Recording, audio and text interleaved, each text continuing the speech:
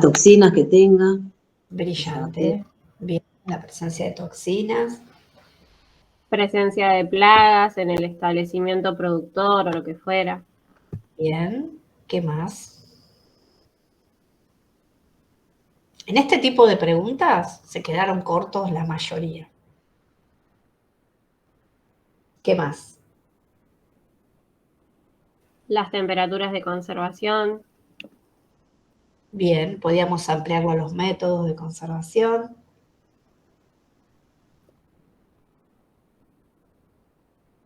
¿Qué más? El tema de la materia prima. Bien, la calidad de las materias primas. ¿Qué más?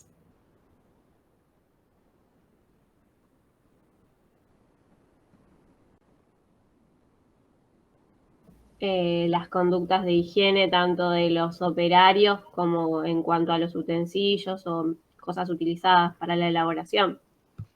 Bien. ¿Qué más? El agua también. Bien, el agua, la calidad microbiológica del agua.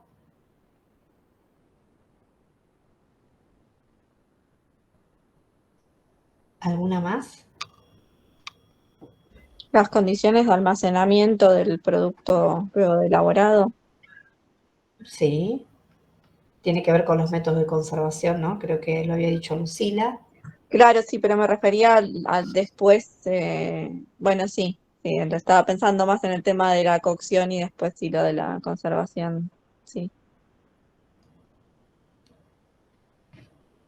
¿Algo más?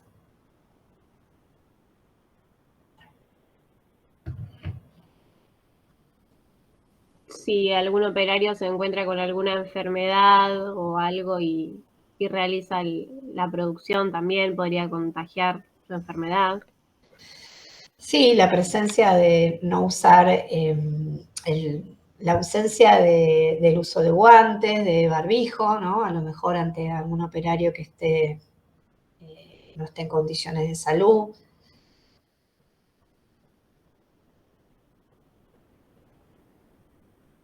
No implementar medidas de seguridad, ¿no? Que nos aseguren el cuidado hacia el elaborador y hacia el producto en sí.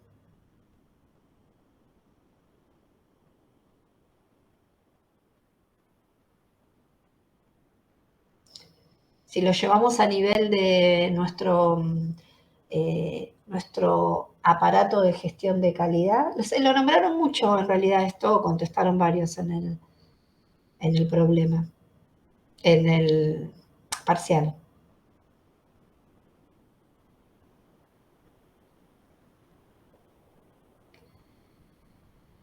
Una buena práctica de elaboración o una buena práctica de manufactura, sí, uno lo evidencia mediante el seguimiento de qué.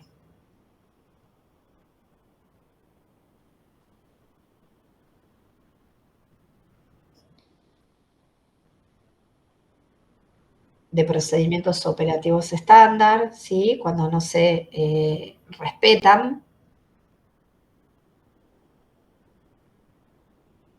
Sí, las POEs, ¿no, profe? Lo que... Claro, exacto. Algo, bien. ¿Algo más? El correcto registro de las operaciones. Bien.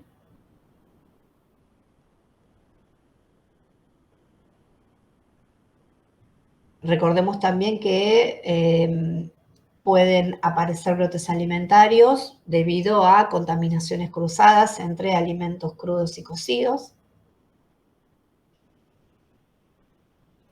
También si el sector de producción está cerca del sector de desechos del lugar productor, también tienen que estar separados correctamente. Bien, o sea, cuando hay deficiencias en la infraestructura. Ahí me estás dando el pie para incorporar algo que es clave, ¿no? Porque a veces las toxicoinfecciones alimentarias son fácilmente prevenibles, ¿no? Porque con educación alimentaria, que era algo que salió en una de las charlas, en alguno de los encuentros, la mayoría de ustedes tiene como la inquietud de dedicarse a lo que es auditorías, pero la parte de educación alimentaria también es hermoso porque se puede hacer mucho desde la educación, ¿no? Desde trasladar todo lo que es buenas prácticas de manufactura, ¿sí? Buenas prácticas de elaboración. Y la educación tiene que ir de la mano también con la posibilidad de acceder a las condiciones sanitarias básicas, ¿sí? Que está muy relacionado con el factor económico, porque aquellos consumidores que no tienen un acceso a agua potable, ¿no? Agua en buenas condiciones, están más propensos a que se genere cualquier brote de toxicoinfección alimentaria. Entonces también está relacionado con el entorno socioeconómico del consumidor. Bien, ¿algo más que les haya quedado ahí en el tintero?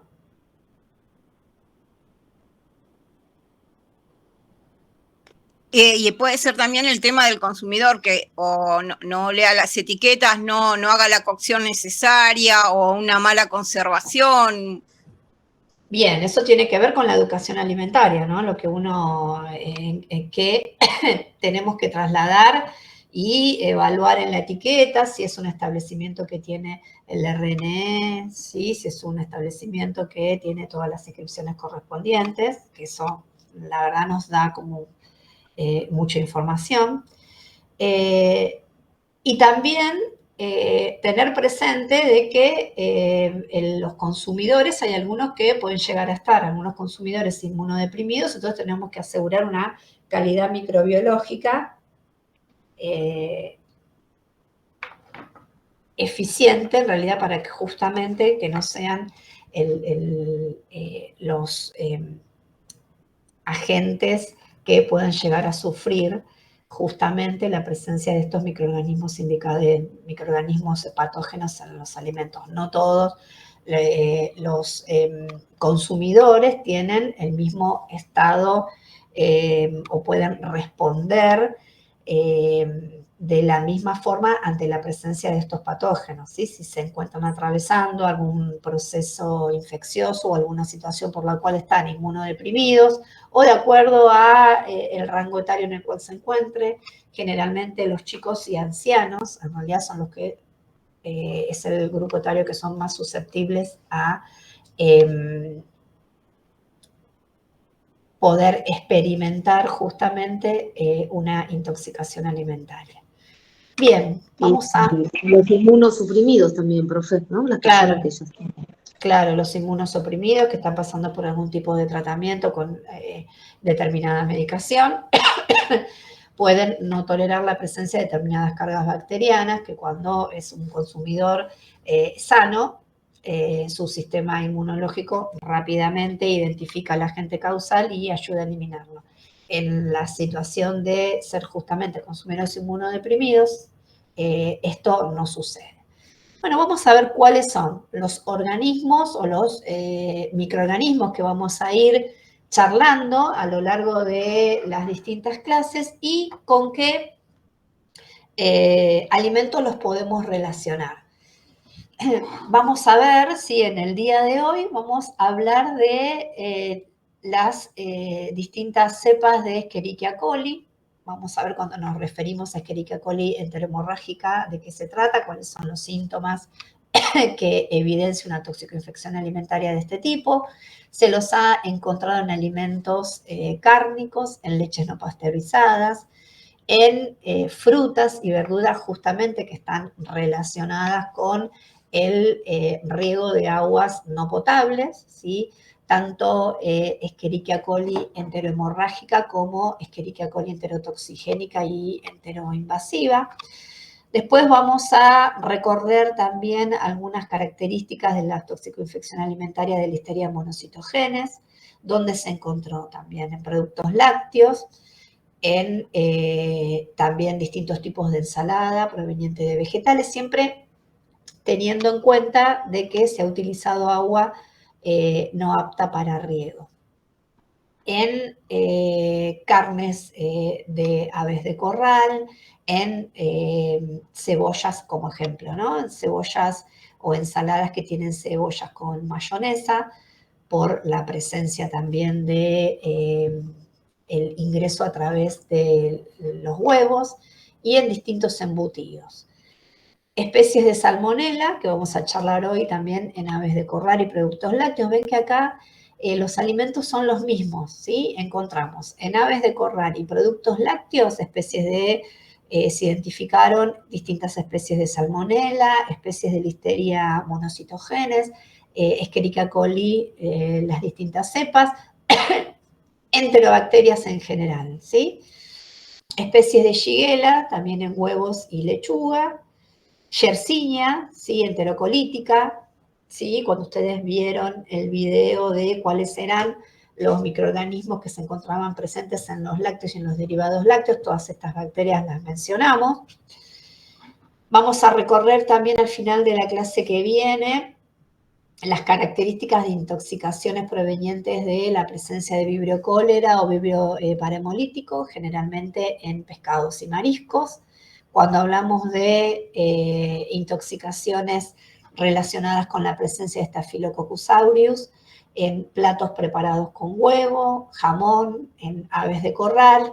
En realidad, Staphylococcus aureus se lo relaciona con los procesos que tienen como mucha manufactura, ¿sí? Porque somos portadores de Staphylococcus aureus y generalmente puede ser de que sea del elaborador al alimento.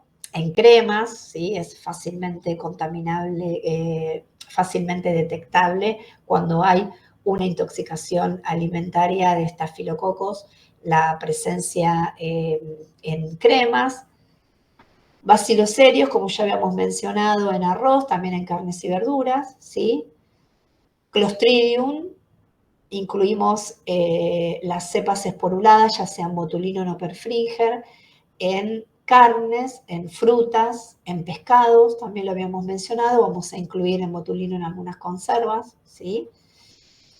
Streptococcus en platos que fueron preparados con huevo, y no sé si podemos mencionar alguna más de las que son comunes, Brucela, también brucelosis, en productos lácteos no pasteurizados y también en carnes.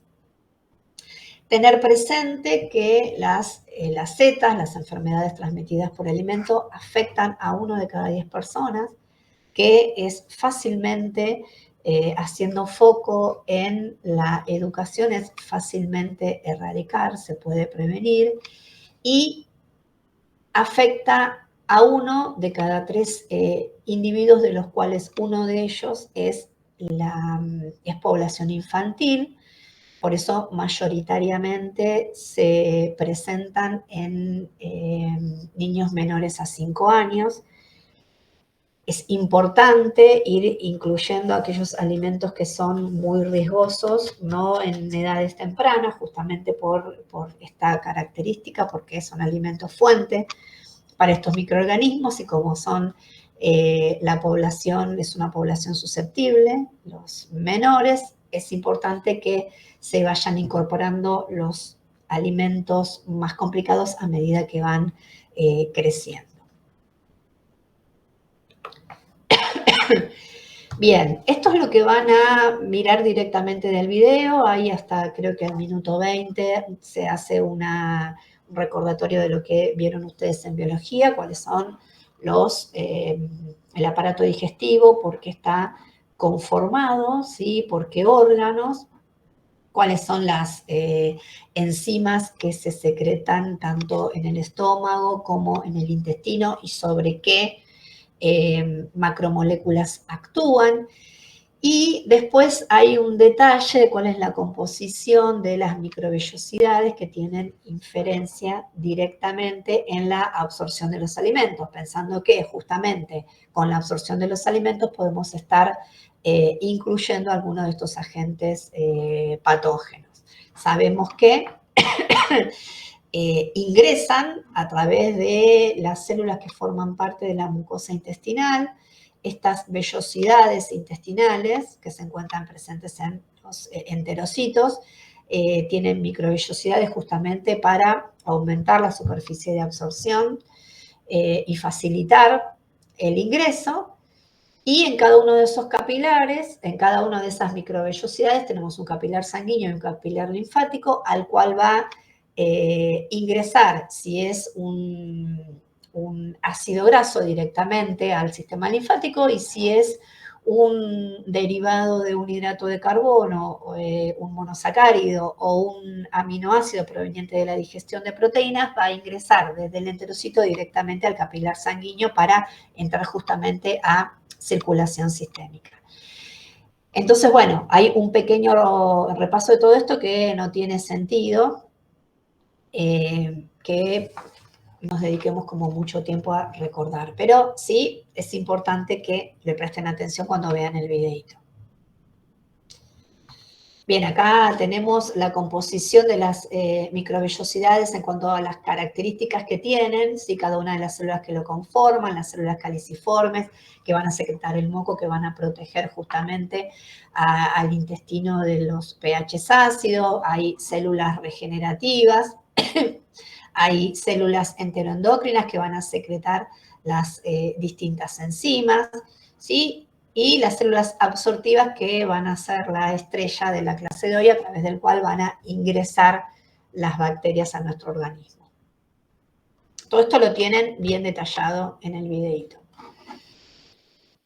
También se hace hincapié a nivel del proceso digestivo, dónde comienza, en qué porción del aparato digestivo comienza la digestión de los hidratos de carbono, los polisacáridos a través de la amilasa salival. Se van a escindir estos polisacáridos en maltosa y polisacáridos más pequeños. Van a continuar la acción de la amilasa salival, va a continuar en el estómago, donde se va a inhibir justamente por la acidez del jugo gástrico, y va a culminar la hidrólisis de esos hidratos de carbono en el intestino delgado. ¿Por qué? Porque en el intestino delgado es donde el páncreas va a secretar la amilasa pancreática, estos polisacáridos que había comenzado la hidrólisis en la boca, se van a transformar en hidratos de carbono más simples, como maltosa y otros disacáridos, y ahí van a entrar en juego la maltasa, la sacarasa y la lactasa, para que estén bajo la forma de monosacáridos y así puedan atravesar el enterocito, ¿sí? Y ahí es cuando ya tenemos el riesgo del ingreso también de nuestras bacterias. En el caso de las proteínas, no hay hidrólisis a nivel de la boca, sí comienza en el estómago, porque el pH ácido del estómago va a activar el pepsinógeno, lo va a transformar en pepsina, el pepsinógeno secretado por el páncreas lo va a transformar después en pepsina, y, secretado por el estómago, lo va a transformar en pepsina, y esa proteína se va a escindir en polipéptidos más cortos. Ya en el intestino delgado, el páncreas secretó la tripsina y la quimotripsina, se van a seguir escindiendo en moléculas mucho más simples con la ayuda de las carboxipeptidasas, las peptidasas y las dipeptidasas, hasta a partir de estas macromoléculas obtener los monómeros. En el caso de las proteínas, sus monómeros son los aminoácidos. Y los lípidos en realidad no tienen ningún tipo de digestión ni en la boca ni en el estómago. Se van a empezar a emulsionar en el intestino delgado cuando se secrete la bilis, el hígado secrete las bilis, y por acción también de las lipasas pancreáticas se va a producir una emulsión de esos ácidos grasos que van a pasar directamente al torrente linfático, a diferencia de estos aminoácidos y los monosacáridos que pasan al torrente sanguíneo. Después, en esta imagen lo que vemos es en las distintas porciones del aparato digestivo qué es lo que se absorbe, ¿sí? Por ejemplo, en el yeyuno se produce la absorción de fólico, de péptidos digeridos, de vitaminas y de los monosacáridos más simples. En el ilion, de vitaminas, grasas y colesterol. Y bueno, distintos ejemplos y de acuerdo al metabolito en qué región del aparato digestivo se produce esta absorción.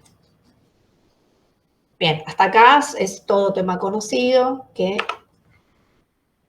ustedes van a volver a rever en el videito que les vamos a subir.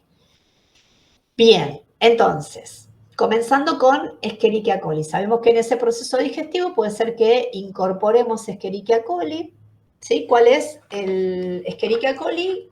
Que es una bacteria que si la sometemos a una tinción de Gram, estamos en presencia de una bacteria ¿de qué tipo? Como vemos en la imagen. Como vemos acá.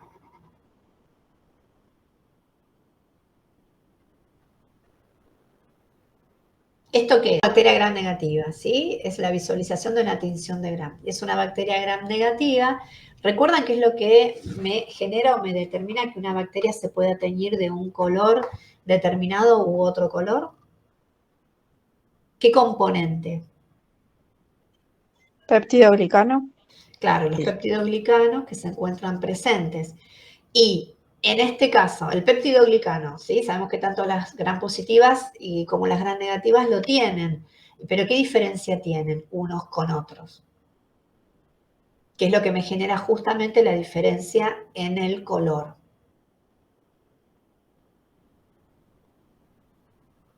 Y tenía que ver por la pared celular la cantidad, ¿no? Claro. No era el grosor, ¿no era? Exactamente, ¿sí? El grosor que tienen, que tiene cada una de estas bacterias de peptidoglicanos va a hacer que me retenga en una primera instancia el colorante que va a formar parte de la tinción los primeros minutos, que es cristal violeta. Sí, la pared es gruesa, cuando lo lave posteriormente a una fijación con Lugol y un lavado con alcohol y después con agua. Si el grosor de esta capa de peptidoglicano es grande, cuando yo lo enjuague al colorante, lo va a seguir reteniendo, no lo va a poder liberar. Entonces, en una segunda instancia, cuando ya someta mi extendido a una tinción con fucsina o safranina, como está presente el colorante anterior, ¿sí? Esa bacteria, esa tinción, me va a quedar ¿de qué tipo? Azul, ¿sí? Como se ven las bacterias gram positivas. En este caso estamos viendo una bacteria gram negativa, o sea que la tinción con el cristal violeta o azul de metileno se pudo limpiar porque justamente la superficie de este peptidoglicano no era importante, lo pudimos liberar y permitió justamente la fijación con el segundo colorante. Por eso al microscopio vamos a ver que las bacterias se tiñeron como gram negativas, esa coloración rosada. Bien, ¿y acá qué estamos viendo? Escherichia coli, ¿en qué medio de cultivo? Que lo pudimos ver, lo pudimos aislar en el laboratorio. Bien, en el MB, ¿sí? Se ve como un brillo metálico. Acá lo que se hizo es un recuento a través de la técnica de filtración. Se filtró un volumen de muestra, un volumen de agua, un volumen, una alícuota del alimento, ¿sí? A través de mi Kitasato, que tenía entre el frasco colector y el embudo la membranita estéril y quedaron retenidas las células de Escherichia coli cuando se trasvasa o se coloca esa membranita sobre el agar MB, ¿sí? Vemos que el crecimiento de las colonias es oscuro, con la presencia justamente de este brillo metálico de la luz reflejada. Y Escherichia coli, como habíamos mencionado, es una bacteria gram negativa, tiene este brillo característico, ¿sí? Cuando lo hacemos crecer en agar MB, y es una enterobacteria, ¿sí? Lo encontramos en los intestinos de animales y humanos, su hábitat natural. Bien, en cuanto a la taxonomía, ¿a qué dominio pertenece? Acá vamos a recordar un poco lo que estuvieron viendo en biología cuando hablábamos de dominios, ¿sí? Forma parte del dominio bacteria, vamos a incorporar un filo, el filo proteobacteria. Igual todo esto hicieron como mucho hincapié en micro general, ¿no? ¿Ven mucho lo que es taxonomía? Sí. A la clase gamma proteobacteria está en el orden de las enterobacteriales y donde hacemos foco en microbiología de alimento es desde familia hasta especie. Corresponde Escherichia coli a la familia Enterobacteriaceae, género Escherichia y qué especie Escherichia coli. Bien, ¿qué características tiene, qué características bioquímicas tiene Escherichia coli? ¿Sí? Sabemos que es un anaerobio facultativo. ¿Por qué? Porque puede desarrollarse en nuestro intestino y lo alojamos y en esas circunstancias esas cepas no son patógenas, podemos ampliar un poquito. Y también lo pudimos aislar, ella crece, donde en el laboratorio en condiciones totalmente aerobias, ¿sí? Por eso decimos que es un anaerobio facultativo. Puede reproducirse en ambas situaciones. Es un bacilo gram negativo, por lo que estuvimos mencionando, estos bacilos son bacilos cortos. Como pudimos ver a través de la prueba de TCI o Kliger, es un fermentador de glucosa y de lactosa. Glucosa, la fermentación de lactosa es una prueba bioquímica que me permite diferenciar géneros, ¿sí? Me permite diferenciar familias, ¿sí? La presencia de la capacidad de metabolizar la glucosa. Eso era una de las preguntas que estaban en el parcial.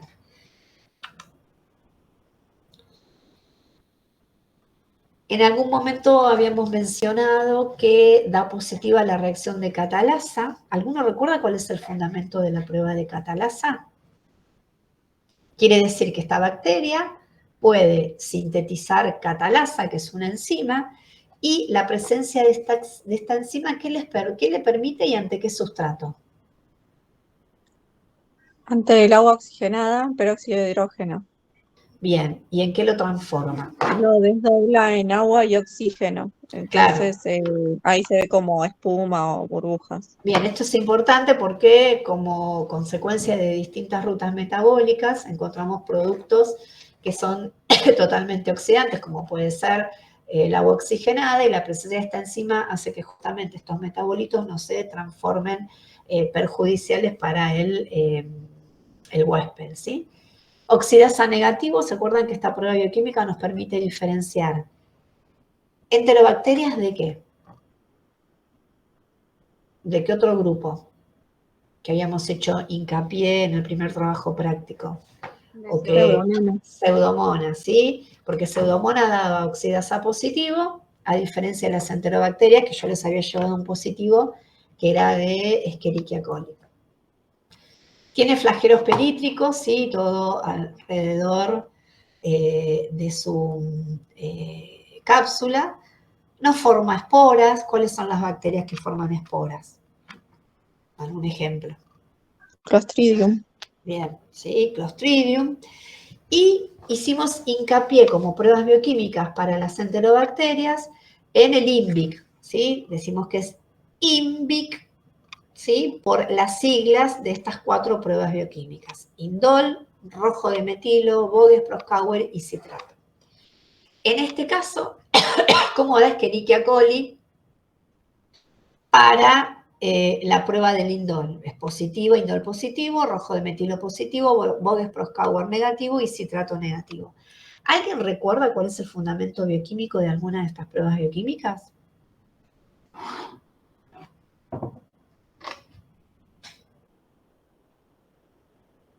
¿O qué les parece o con qué lo pueden asociar? Uy.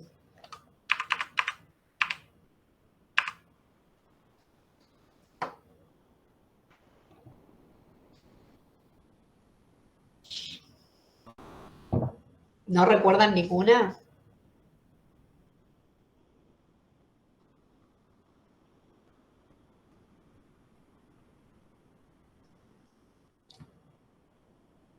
Sí.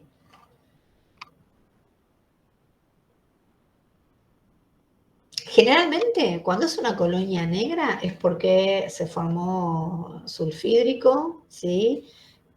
En la mayoría de los medios de cultivo, la coloración negra tiene que ver con el uso de esos metabolitos, ¿sí? O sea que generalmente destierren esa característica de algún fundamento, de alguna ruta metabólica. Bueno, a ver, para utilizar el azufre, en realidad sí se tiene que activar una ruta metabólica, pero en este caso, como hablamos de enterobacterias, básicamente nos vamos a estar focalizando en la metabolización de azúcares, ¿sí? No de sales. Y tienen que ver las pruebas bioquímicas con esos nutrientes. El citrato, que es la más simple, recuerdan que era esta, que era la primera que utilizaba citrato como medio carbono. Claro, pero te falta incorporar una sola cosa, que por eso era que se hacía primero. Cuando tienen que repicar, ¿sí? Un INVIC, para evitar contaminación, se hacía siempre citrato primero. Contaminación es llevar un nutriente del medio de cultivo a otro. ¿Por qué? Porque justamente lo que vamos a evidenciar en esta prueba bioquímica es la utilización de citrato de carbono como única fuente, ¿sí? Sí, ¿no dije Bien. eso? Sí. Pensé que no había dicho, pensé que me confundí. Sí, me parece que sí, como única, sí. Como única fuente. Sí. Como única fuente. Y el del indol me acuerdo que era algo del triptofano, pero bien no me lo acuerdo. Bien, bueno, es la capacidad que tienen determinadas bacterias para tener triptofanasa, ¿sí? Tienen la enzima que me va a permitir desdoblar el triptofano y obtener, ¿sí? El indol. ¿Sí? Es la prueba del indol, que es digamos, el producto de la reacción metabólica. ¿Sí? La enzima es la triptofanasa, va a actuar sobre el triptofano y vamos a obtener el indol. Después el indol lo vamos a revelar con el reactivo de Cobalt. ¿Se acuerdan que daba así este anillo púrpura al cabo de 2 o 3 minutos? Y el rojo de metilo, el Bodes-Proskauer, ¿para qué es? Para ver la metabolización de ¿qué? Glucosa. Bien, de la glucosa. El rojo de metilo es un indicador ácido, un indicador de ácido base, que a pHs ácidos mantiene el color rojo. Entonces, cuando el microorganismo utiliza la glucosa y obtenemos como subproductos compuestos ácidos, el medio de cultivo va a tener un pH ácido y cuando le agregamos el rojo de metilo va a mantener ese color azul. Y en el caso de que para utilizar la glucosa, la ruta metabólica lo lleve hacia la obtención de productos neutros, obviamente el rojo de metilo va a dar negativo y nos va a dar Bodes-Proskauer positivo, ¿sí? El compuesto neutro que se obtiene es la cetoína y para revelar se le agregaba el hidróxido de potasio y el alfanastol, ¿sí? Que también daba una coloración rojiza. Estas pruebas bioquímicas es importante que sepan el fundamento para el segundo parcial.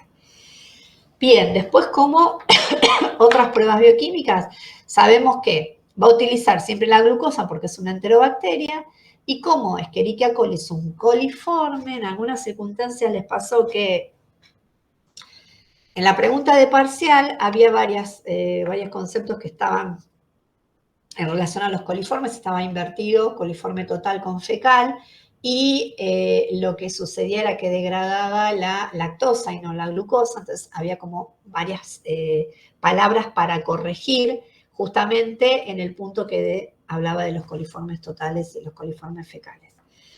Entonces, es una enterobacteria, por eso utiliza la glucosa como nutriente y puede fermentar la lactosa. Por eso dan positivas las reacciones. Es sulfídrico negativo y generalmente, de acuerdo a la presencia de estos flagelos, siempre la movilidad es positiva. Y lisina también es positiva. Vamos a ver si podemos hacer en el laboratorio la prueba bioquímica del día. Vamos a ver indol y lisina, la metabolización de indol y lisina. Bien, ¿algo que quieran comentarme hasta ahora? ¿Se entiende? Sí.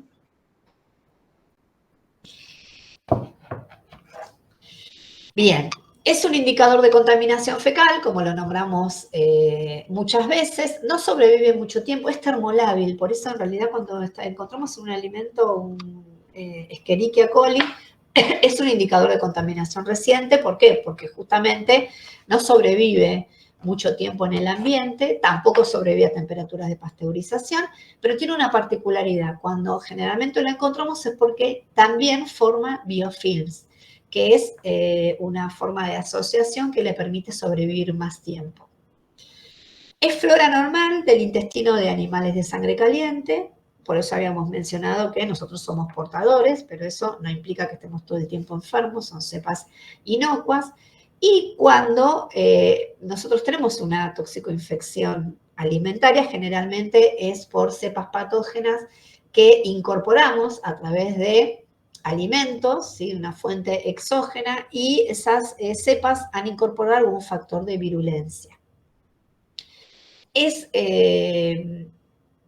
Puede formar enterotoxinas, ¿sí? Sabemos que hay bacterias que generan toxinas y otras bacterias que generan enterotoxinas. Cuando hablamos de que generan enterotoxinas, porque tienen la capacidad de generar la toxina cuando ya están dentro de nuestro organismo, ¿sí? Hay otras bacterias como los estafilococos que no pueden generar la toxina fuera del hospedador. Y estas enterotoxinas, en el caso de Escherichia coli, generan una toxina termolábil y otra termoestable. La termolábil a 60 grados durante 30 minutos se puede inactivar, y en el caso de que sea termoestable puede resistir hasta temperaturas de ebullición durante 30 minutos. Estas enterotoxinas que me van a generar justamente la ruptura de la función de este epitelio intestinal. Como consecuencia de eso, pues vamos a ver bien en las diapositivas que siguen cómo es el proceso de generación de esta diarrea por liberación de agua y pérdida de electrolitos como consecuencia de la colonización de estas bacterias en los enterocitos. Bien. ¿Qué es un antígeno?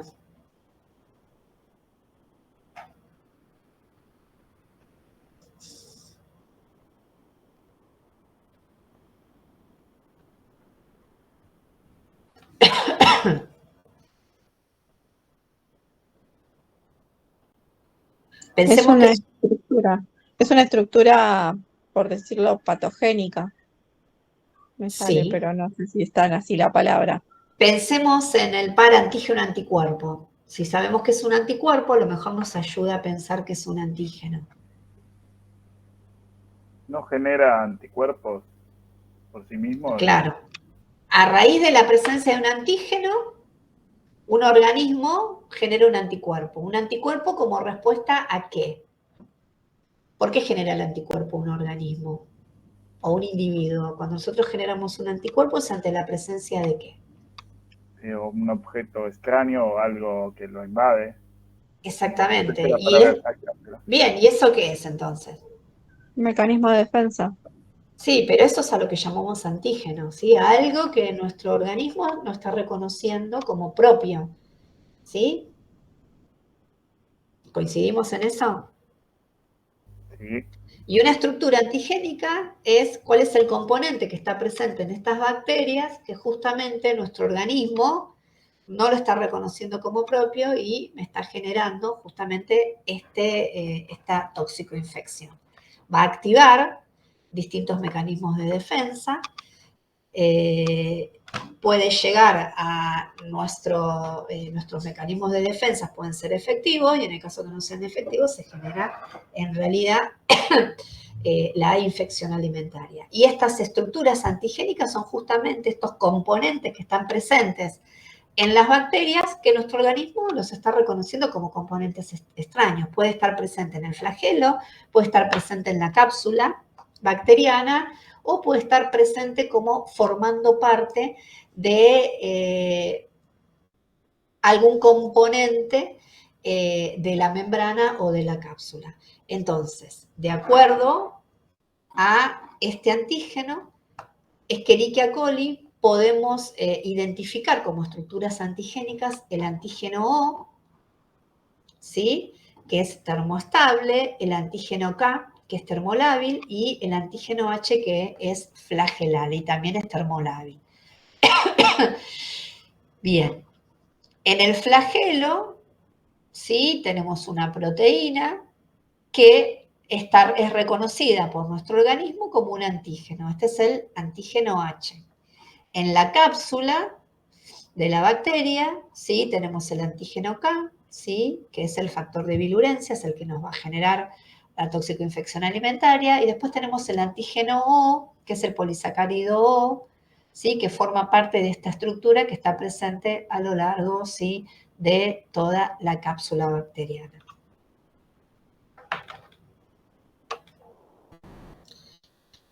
Bien, entonces, las distintas cepas de Escherichia coli se van a clasificar de acuerdo a estos patotipos, de acuerdo a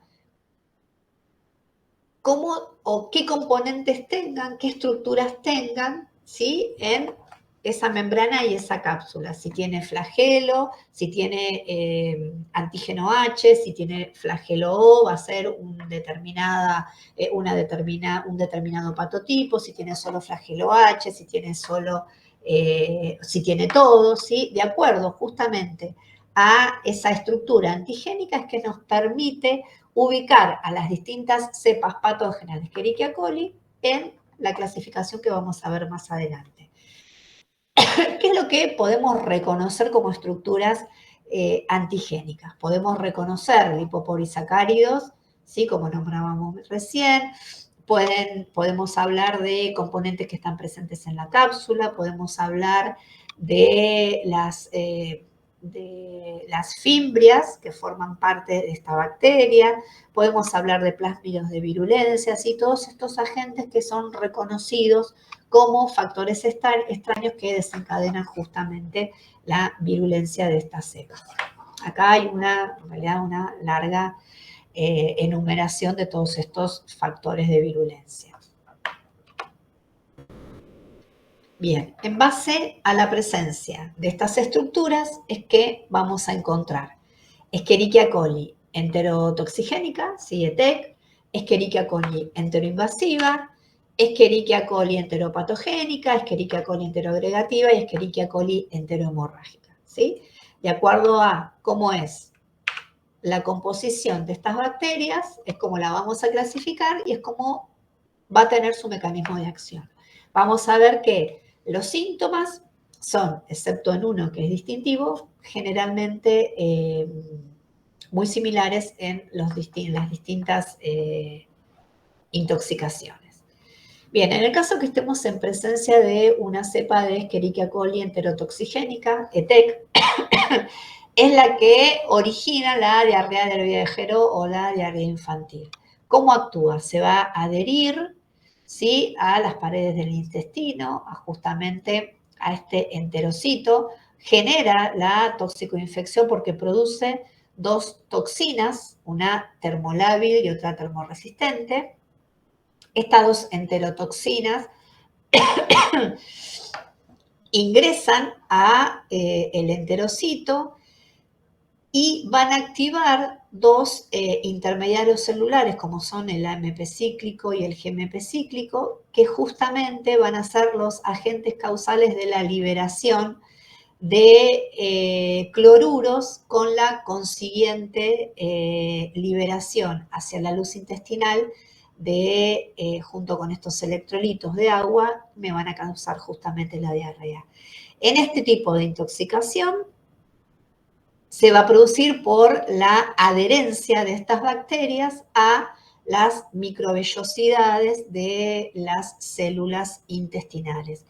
Lo que me produce es la eliminación justamente de ese cepillo, de esa característica que tienen las células intestinales que me permite una mayor absorción. Se eliminan justamente esta mayor capacidad de absorción. Los síntomas se encuentran por consumo de qué tipo de alimentos. Alimentos contaminados como pueden ser alimentos cárnicos, como habíamos mencionado, aguas que no son consideradas potables y que me van a generar fiebre, dolor abdominal, náuseas y una diarrea de tipo acuosa. En el caso que estemos en presencia de Escherichia coli interoinvasiva, a diferencia de la anterior, que produce las enterotoxinas simplemente porque se adhiere a las células del enterocito, acá invaden, atraviesan, ¿sí? Atraviesa la célula del epitelio intestinal. Puede incorporarse a través de las células M, que son células que participan en la respuesta inmunológica. Puede suceder que se active la respuesta y no llegue a multiplicarse esta bacteria que ingresó. En el caso que flanquee nuestro sistema de defensa, se internaliza en la célula del enterocito y se multiplica y me genera la intoxicación alimentaria. La diarrea en este caso recibe el nombre de diarrea disentérica. También los síntomas, al igual que la anterior, son fiebre, dolor abdominal y en algunas circunstancias esta diarrea puede ser con la presencia de sangre y mucho moco. Una de las formas de asociar cuál es el agente causal con el alimento es las características de la diarrea que me está generando, porque la mayoría me genera una intoxicación alimentaria, genera diarrea, pero se hace especial hincapié a estas características. Si es una diarrea explosiva, si me genera la pérdida o el acompañamiento de sangre, si tiene moco, sí o no, sí. Así podemos inferir qué tipo de patógeno fue el que ingerimos junto al alimento. Bien, después tenemos la diarrea enteropatogénica, que también se adhiere a las placas de Peyer, daña la mucosa, produce la descamación de las células intestinales y produce también toxinas que son citotóxicas. En este caso, la diarrea también es con eliminación de moco, pero en ausencia de sangre. ¿Sí? Enteroagregativa, ¿sí? Ambas, ¿no?, migran hacia el interior de la célula intestinal. En el caso de la enteroagregativa se produce una adherencia, ¿sí? O sea, se ve como una pared, una encima de otra. Generalmente es la que ocasiona la diarrea en lactantes, en infantes. Y la estrella o la que en realidad genera la toxicoinfección alimentaria más problemática es la Escherichia coli enterohemorrágica. Escherichia coli OH157, ¿sí? Porque tiene los antígenos O y el antígeno H, me produce una diarrea grave con colitis hemorrágica. En este caso hay la eliminación en la sangre de los leucocitos, atacan estas células responsables de nuestro sistema inmunológico y llegan a producir síndrome urémico hemolítico, hay deficiencia en el riñón, en algunos casos es necesario el trasplante y en situaciones más extremas puede llegar a producir la muerte del hospedador. Me genera una toxina que es la toxina Shiga, porque también es la misma toxina que genera, que se encontró también que era productora las cepas de Shigella. Por eso se recibe el nombre de toxina Shiga, la produce al igual que las cepas de Shigella y actúan, como habíamos mencionado, sobre las células veras que están presentes en el riñón. Por eso se la llama toxina Shiga o toxina verotoxigénica.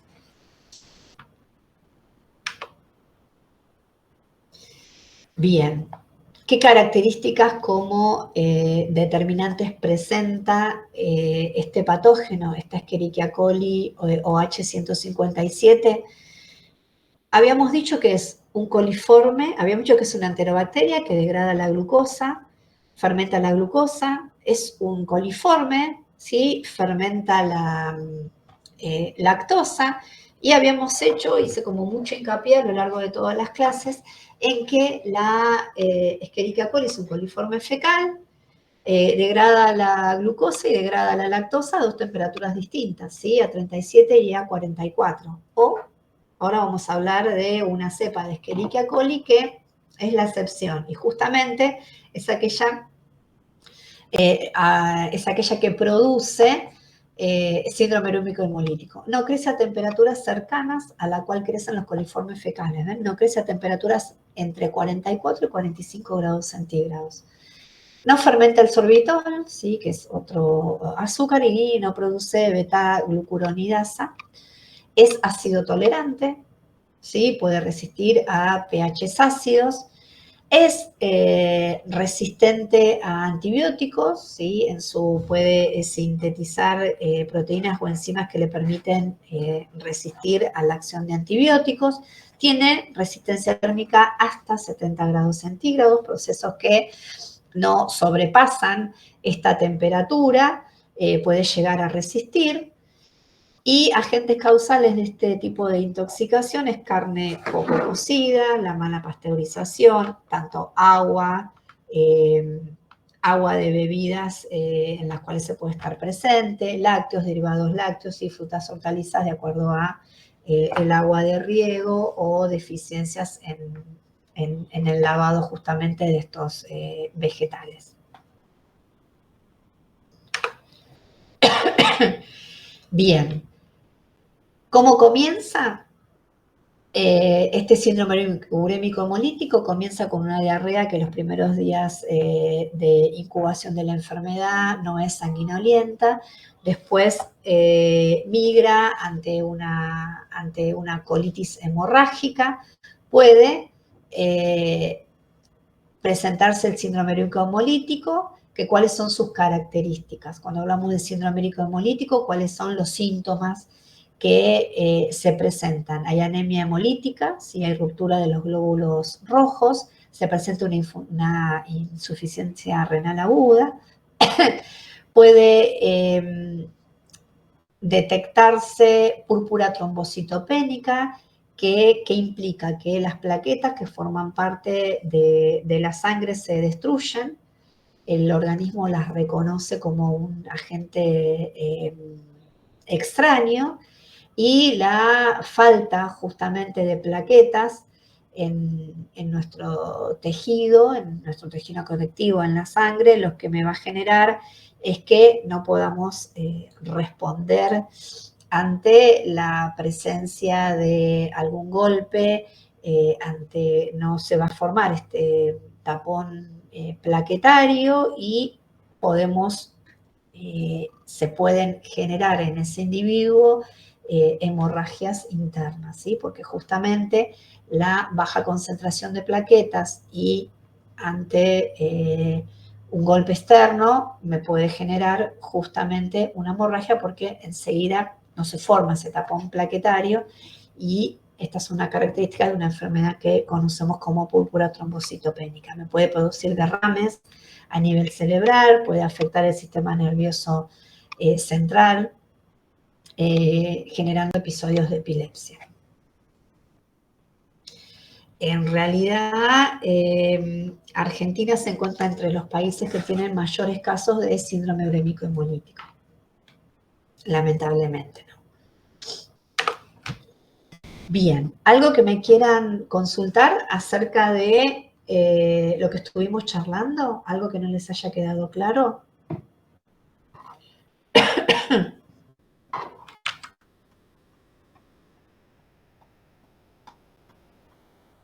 No, profe. tenía duda que era diarrea con moco, pero busqué una foto para entender. ¿La querés? No, ya lo ¿Lo viste? Claro, porque no entendía, diarrea con moco no entendía, y bueno. Bueno, a ver, después subo y les muestro. Pero bueno, se ve esa mucosidad que uno, cuando lo podemos extraer, a ver, ¿querés explicarla? Lo podemos extraer o a través de los pulmones, ese mismo moco uno lo puede eliminar a través del aparato digestivo. Claro, en la foto que yo vi, por ejemplo, se ve bien que es como una mucosidad igual a la que sacamos por la nariz. Claro. Casi idéntica, nada más que, bueno, la diarrea queda bien clarita con el moco ahí. Exacto. Pero bueno. Pero bueno, es así. Esto que yo les decía no es como muy agradable, pero son formas de identificar. Claro, es que no entendía, yo digo, bueno, toda diarrea con sangre, diarrea con sangre, la única diferencia es el moco, entonces habría que ver cuál era, cómo Sí, era. igual vieron que yo recontra perseguida con el tema del síndrome bulímico hemolítico, vieron que bueno, acá Lorena también puede aportar mucho a nivel nutricional, hay elementos que no se incorporan hasta determinada edad justamente por esta circunstancia y las mamás es como que estamos muy acostumbradas a observar, o yo, no sé si es como un defecto profesional, cuáles las características de la materia fecal, cuando hay alguna descompostura, porque nos puede dar justamente una data muy, muy importante en relación a eso. Lo que pasa es que es difícil porque, no sé, por ejemplo, mi sobrino, yo le decía a mi hermana que no le dé carne picada, no le dé carne picada, pero después ve fotos llevándolo a comer hamburguesa, entonces como es difícil, porque la gente como que dice, no, quiere la cajita y lo lleva, y bueno, no entiende. Y la mayoría, si lo hacen en la casa, te dicen, no, bueno, pero se lo cocino bien. Y no tiene que ver con eso. Es una dificultad, ¿eh? Mi sobrino desde los 4 años que come hamburguesa, por suerte no le pasó nada porque ya tiene 7, pero bueno, podría haberle pasado porque el inconsciente del padre dice, no, no pasa nada, nunca le pasó nada a nadie, porque le va a pasar a mi No, hijo. nada, nadie, no. En realidad, justamente las cadenas de McDonald's fueron los primeros, en realidad tienen implementado un buen sistema de HACCP justamente porque tuvieron brotes como muy importantes de síndrome urémico hemolítico. Como vos decís, se incorpora siempre a partir de los 5 años, ¿sí? Infantes menores a 5 años no se recomienda para nada el consumo de carne picada. Y más allá de que tienen implementado, ¿no?, un buen control de lo que son los puntos críticos de contaminación en estas cadenas de hamburguesas, puede ser de que también, bueno, a mejor cazador se le escapa, ¿no?, la liebre, pero por eso no se recomienda incorporar. ¿Y por qué les parece que, si bien en una cadena tipo de comidas rápidas está totalmente estandarizado la altura de la hamburguesa, el tiempo de cocción, la temperatura de cocción, ¿por qué les parece que puede ser, a ver, pensando desde el lugar de microbiólogo, cuál les parece que puede llegar a ser algún punto de entrada de este patógeno? Y uno, la contaminación cruzada, porque en estos lugares también hay cosas cocidas y crudas. Y Bien. Yo voy a mismo hablar, personal, ¿no? Por la higiene. como mi empresa trabaja con Burger King, uno de los puntos es, ellos hacen un control cada 1 hora de la temperatura de la hamburguesa, pero bueno, puede fallar algo del equipo y que no se den cuenta en esa hora que pasó, que haga que el producto no llegue a la temperatura adecuada. Y después, lo otro que pasa, que a veces, una vez que se termina de cocinar la hamburguesa, eso se guarda en un recipiente que se mantiene durante 1 hora y después se desecha. A veces hay malas prácticas, como dice Lore, hay malas prácticas de la persona que está realizando la hamburguesa. A veces, no sé, lo reinician el tiempo y en vez de tirarlo, lo reinician y esa hamburguesa por ahí que estaba cruda pasa 2 o 3 horas ahí en ese lugar. Vos hablás de que la hamburguesa cruda se mantiene como en una bandeja no más de 1 hora. No, bueno, cocida. Una vez que se cocina, se supone, pero Sí. bueno, si esta hamburguesa no había llegado a la temperatura, la guardan igual y la usan. A mí me ha pasado que... Vos me hablás de que es necesario que se venda en el transcurso de 1 hora posterior a la cocción. Sí, lo guarda porque la mantiene a una temperatura adecuada, que es la temperatura que tiene que tener la hamburguesa. Siempre se mantiene, es un recipiente como si fuera esas planchas que tienen los lugares donde guardan la hamburguesa. Bueno, hay muchos tiempos, hay muchos controles que se tienen. La hamburguesa, una vez que se hace, pasan 5 minutos, 5 minutos se tira. 1 hora después de que se hace la hamburguesa, dependiendo del tamaño de la hamburguesa, el grosor y todo, depende. Hay algunas que duran media, unas 45. Hay muchos controles, yo lo sé, porque he trabajado en la operación también. Pero bueno, a veces depende también del gerente que te toque o de la persona que esté a cargo. A veces, yo me he peleado con gerentes que me han querido hacer vender hamburguesas que yo las veía y tenían un color y un olor asqueroso. Que se había cortado la cadena de frío y quería que las vendan igual.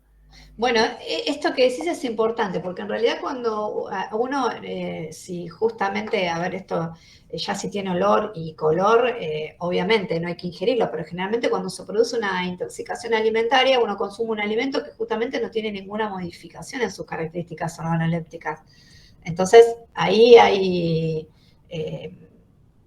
no hay nada, ¿sí?, que nos dé como un estado de alerta ante la presencia de estos patógenos. Ahora, ya cuando hay un cambio tan notorio, obviamente hay que estar alerta.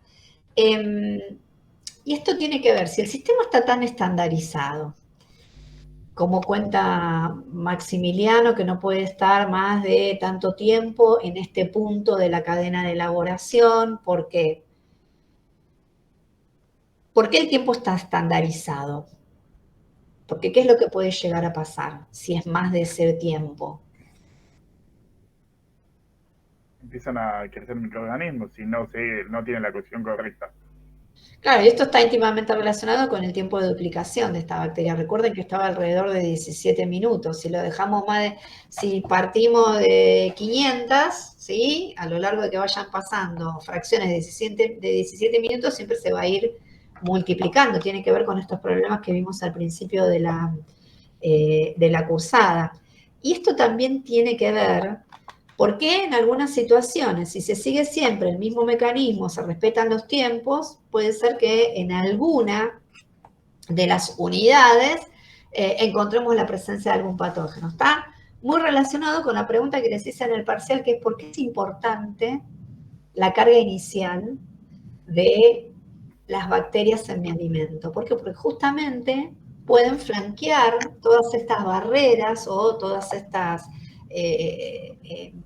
todos estos inconvenientes, ¿sí?, que le ponemos a lo largo del proceso, como puede ser una temperatura elevada, una deshidratación, una cocción, una temperatura de refrigeración, ¿sí? Tiene que ver con que a lo mejor la naturaleza de la materia prima, la calidad de esa materia prima, era deficiente o se multiplicó porque no se mantuvo previo a su uso en las condiciones que justamente estaban indicadas para esa materia prima. En el caso de las hamburguesas, esto está acompañado con que la carne picada, como había mencionado cuando vimos carnes, tiene mayor superficie de contacto con el oxígeno, entonces ahí ya tenemos un factor que va a activar el desarrollo bacteriano. ¿Y cómo reciben la materia prima, Maxi? Ahí simplemente para sacarme la duda o para saber si participaste del proceso. Sí, participé. Llegan los camiones congelados o refrigerados, dependiendo. Ya la carne picada, o no la pican No, ahí. la hamburguesa, no. Ya llega la hamburguesa que va a un frigorífico. Además, ellos tienen un equipo de los mismos que tienen los locales, donde hacen pruebas para ver cómo sale la cocción y todo. Ellos tienen equipos, el frigorífico con el cual trabajamos. Y bueno, le llega al local la caja directamente, y lo que sí se hace es se toma la temperatura una vez que llega al camión y al producto. Bien, sí, el tema de la temperatura es como, digamos, el caballito de batalla del evaluador, ¿no es cierto? Sí, tienen planillas de control, Claro. Si la temperatura no es la correcta, se puede directamente no aceptar la mercadería. Sí, bien. Bueno, entonces, ahí cuando les preguntaba por qué es importante lo de la carga inicial de las materias primas, también costó ahí un poco, y tenía que ver con esto simple, porque si ya partimos, por más que el proceso esté totalmente estandarizado, controlado, yo lo voy a tener tanto tiempo a esta temperatura, lo haga todo rápido, el proceso está validado para partir de una determinada carga bacteriana en mis materias primas. Si yo no estandarizo esa concentración inicial de bacterias, por más que el proceso sea totalmente eficiente y esté respetando mis procedimientos operativos, puede ser que la calidad de mi producto justamente no sea la indicada. Bueno, vamos a recorrer las diapositivas de Salmonella, que son muy poquitas, como para terminar.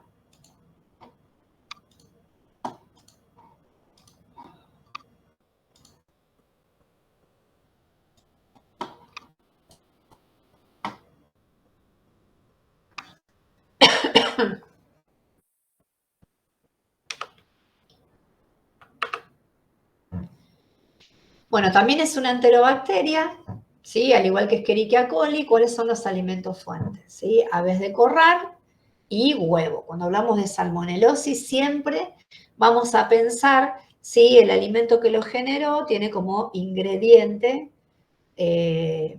justamente como uno de sus componentes, la presencia de huevos en su composición. Bien, en este caso vemos la imagen de 2 medios de cultivo que vamos a utilizar en la práctica. Creo que hay todavía medio de token y agar SS. La marcha de Salmonella, recuerdan que cuando identificábamos cualquier patógeno pasábamos por la etapa de enriquecimiento, aislamiento y la identificación. En este caso, Salmonella tiene mayor porcentaje de recuperación haciendo un preenriquecimiento en un caldo lactosado. Entonces, las etapas van a ser preenriquecimiento, enriquecimiento, aislamiento y identificación. Se enriquece en 2 medios diferenciales, ¿sí? Que puede ser tetationato y selenitocistina, y cada uno de esos medios de enriquecimiento se aísla a su vez en 2 medios de aislamiento, como pueden ser el E-token y el SS, o puede ser el Wilson Blade también, o el XLD, que creo que vamos a usar XLD. ¿Por qué? Porque hay cepas de Salmonella que van a crecer mejor en algunos medios de cultivo que en otros medios de cultivo. Entonces, se enriquece, se hace un preenriquecimiento, se enriquece en 2 medios diferenciales y a su vez cada uno de esos medios selectivos y diferenciales se aíslan en 2 medios de aislamiento. Bien, ¿qué características bioquímicas tiene? Sabemos que es un gram negativo, también es un anaerobio facultativo, presenta flagelos perítricos, excepto Salmonella bujorum y Salmonella gallinarum. Puede fermentar compuestos, compuestos orgánicos, por eso decimos que atraviesa o utiliza tanto la vía respiratoria fermentativa para degradar estos componentes. Decimos que son microorganismos microorganotróficos, ¿sí? Utilizan fuentes de carbono y nitrógeno provenientes de moléculas orgánicas. También son catalasa positivo y oxidasa negativo. No forman endoespora.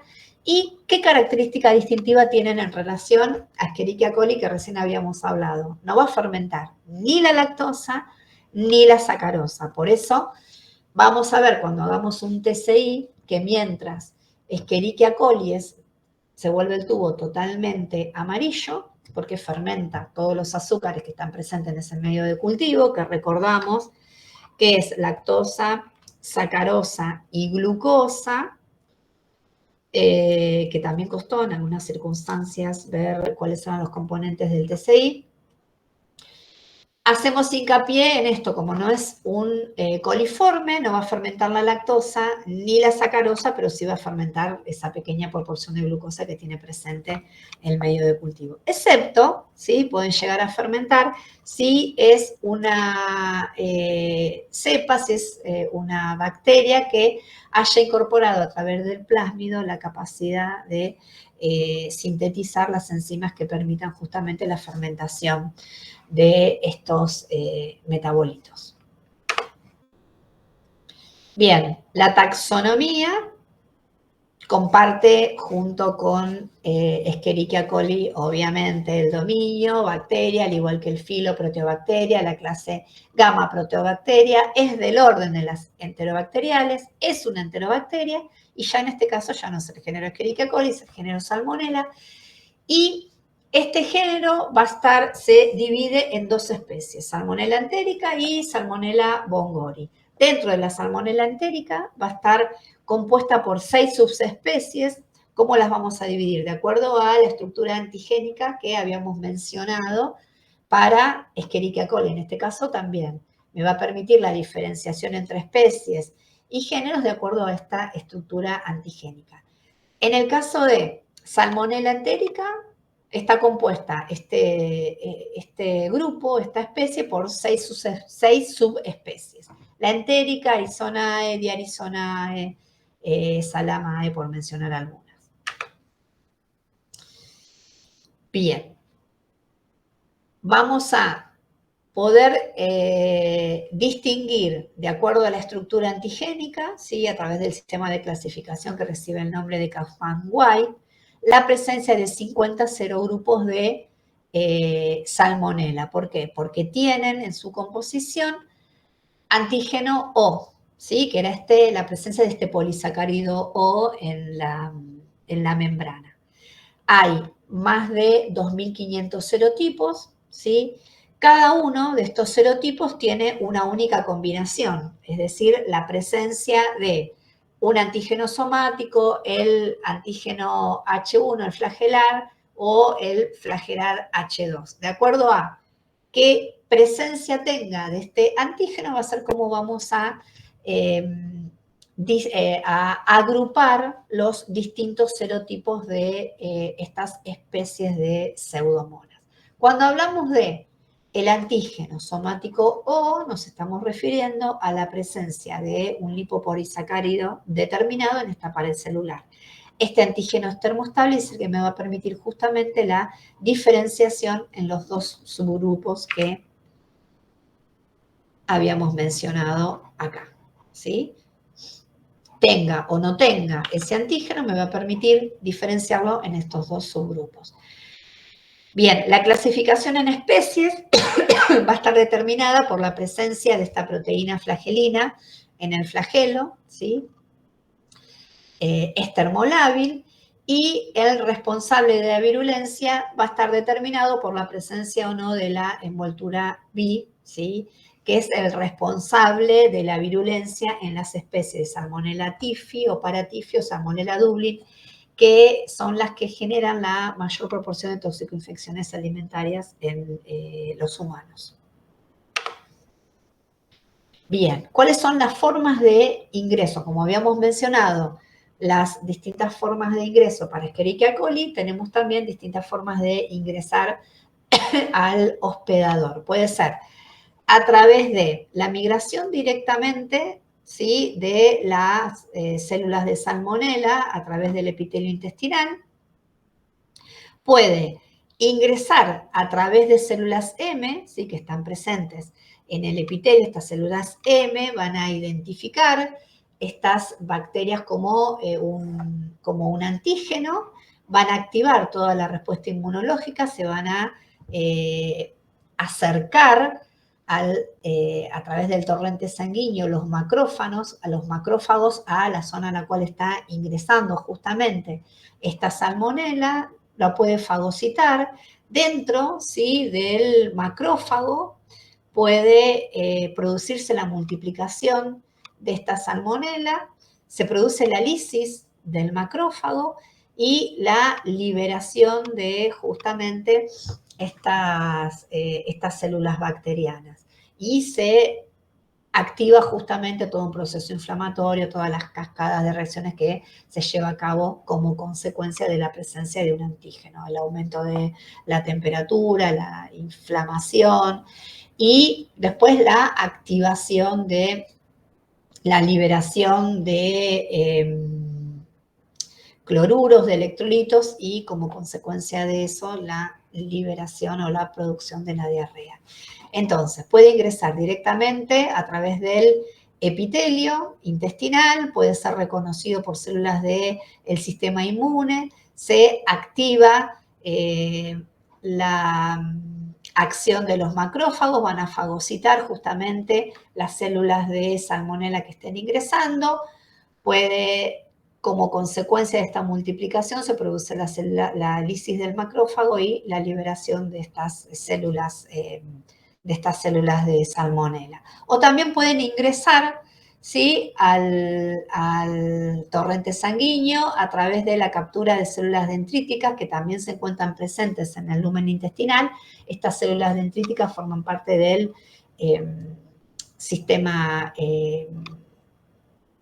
nervioso, las reconocen estas células a la salmonela y a través de la circulación sistémica lo pueden llevar a cualquier órgano del cuerpo y generar algún síntoma específico.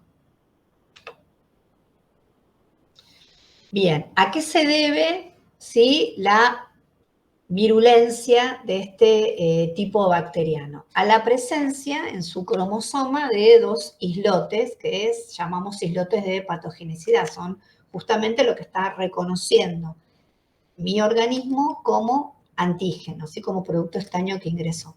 Son islotes porque es una porción relativamente grande de su cromosoma.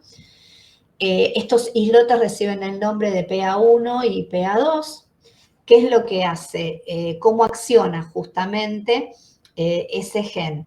Me evita la respuesta inmunológica que puede llegar a comenzar a activarse en el huésped, evita justamente esta respuesta inmune y produce proteínas justamente que me van a permitir la invasión del hospedador. ¿En qué consiste esta respuesta inmune?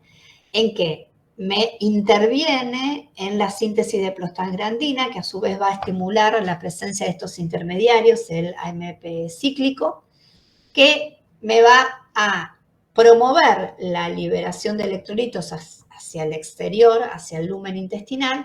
Como consecuencia me va a activar también la liberación como va a haber mayor concentración de electrolitos en el exterior, para compensar esa diferencia de concentraciones, me va a liberar también, me va a permitir la liberación de agua para justamente volver a restablecer esa condición homeostática en cuanto a la concentración de electrolitos, tanto en el lumen intestinal como en el interior del enterocito, y la respuesta va a ser la liberación de agua a través de la liberación de líquidos, a través de la presencia de diarrea. No solamente me va a producir la síntesis de prostaglandina, que me va a favorecer la estimulación de AMP cíclico, como consecuencia de esto, activar la secreción de electrolitos y la liberación de líquidos mediante la aparición de diarrea, sino que también me produce una endotoxina. Esta bacteria, ¿sí?, cuando ya coloniza la célula intestinal, produce una endotoxina que tiene la misma respuesta. Aumenta la síntesis de este intermediario, de este AMP cíclico, se secretan electrolitos, se reduce la absorción de sodio y, como consecuencia de esto, también la pérdida de agua a través de la diarrea. También estos islotes, ¿sí?, estos genes presentes en el cromosoma, me permiten la síntesis de determinadas enzimas que le va a dar la particularidad de tolerar ambientes ácidos, ¿sí? Tienen genes de respuestas de tolerancia a situaciones ácidas. ¿Cuáles son los síntomas que presentan? En realidad, los síntomas son similares a las toxicoinfecciones que ahora las vamos a mencionar, que estuvimos indicando: diarrea, fiebre, dolor abdominal. Puede quedar alojada en la vesícula biliar esta bacteria, produce fiebre entérica. La dosis infectiva es variable, puede estar alrededor de 10 a la sexta o 10 a la octava, y disminuye en pacientes inmunodeprimidos. Con alimentos que están infectados con concentraciones mucho menores, me pueden llegar a producir esta fiebre entérica. Se presenta en niños menores de 5 años y en adultos mayores de 60 años. La epidemiología, ¿cómo podemos incorporar cuál fue la vía de ingreso, ¿sí?, de la salmonela en estos episodios de salmonelosis? Puede ser a través de vía fecal o vía oral, y las fuentes de infección es el consumo de agua contaminada con salmonela. Se pudo aislar en carnes provenientes de aves de corral que estaban contaminadas, huevos contaminados, lácteos cuyos procesos de pasteurización no fueron eficientes.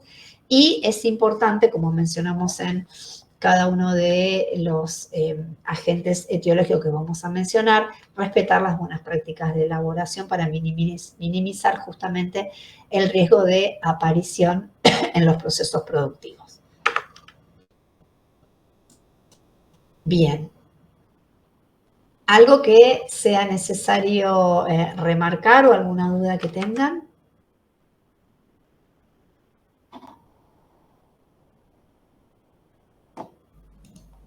No, muchos nombres. Por mi parte, no. No. Bien. Es todo como muy, muy teórico esta parte. Sí, y todas. La clase que viene, son muchas bacterias, parece como que son... A mí, ¿qué es lo que me interesa? Que pueden identificar si hay una salmonelosis y bueno, que tiene que haber un alimento de origen animal. Fíjense si el agente causal, si hay un vibrio si hubo un consumo de pescado, si hay un producto, si hay una contaminación por la presencia de gram positivos, que puede ser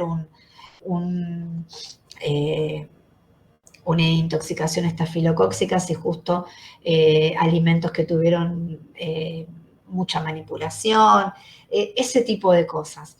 Después, ¿qué me parece importante? Ver que los que generan justamente estas intoxicaciones alimentarias es por la presencia de algún componente en su estructura, si estas estructuras antigénicas, que puede estar presente en el flagelo, en algún componente de la cápsula, ¿sí?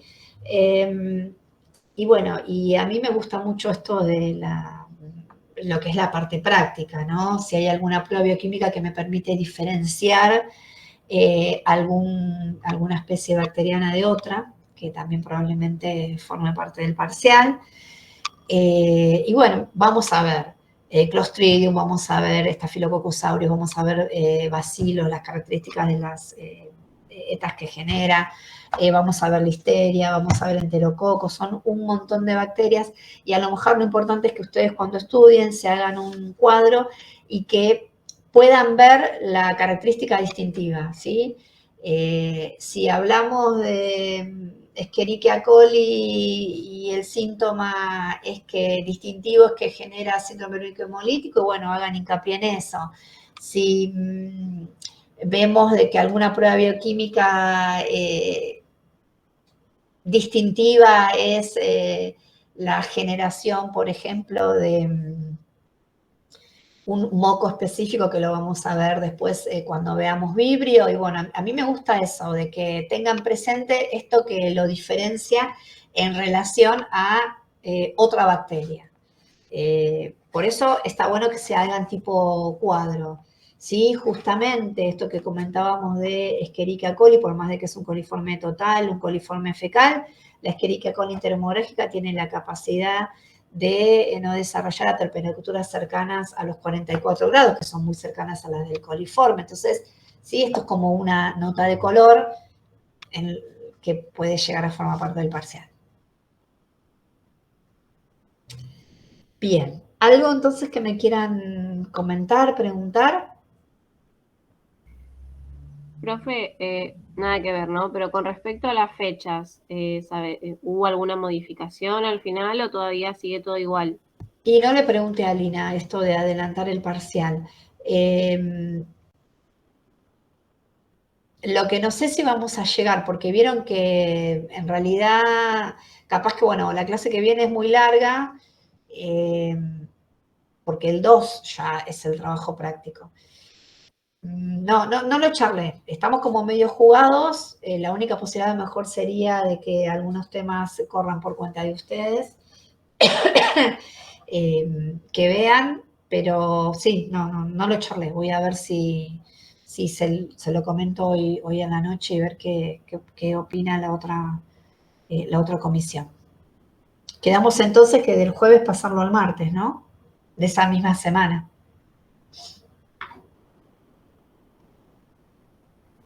Sí, creo que a los chicos les convenía por práctica.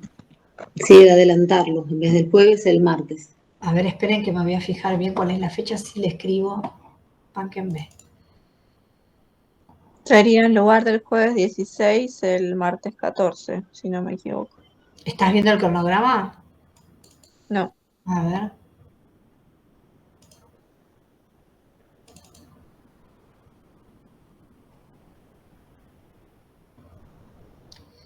Bien, espera que me lo voy a anotar así ya le paso.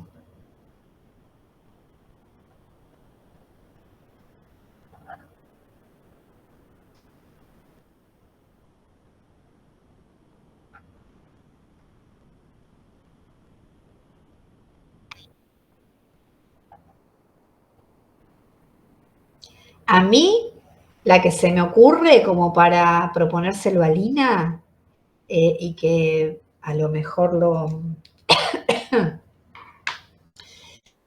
que tomemos el martes 14 todo lo que es la teoría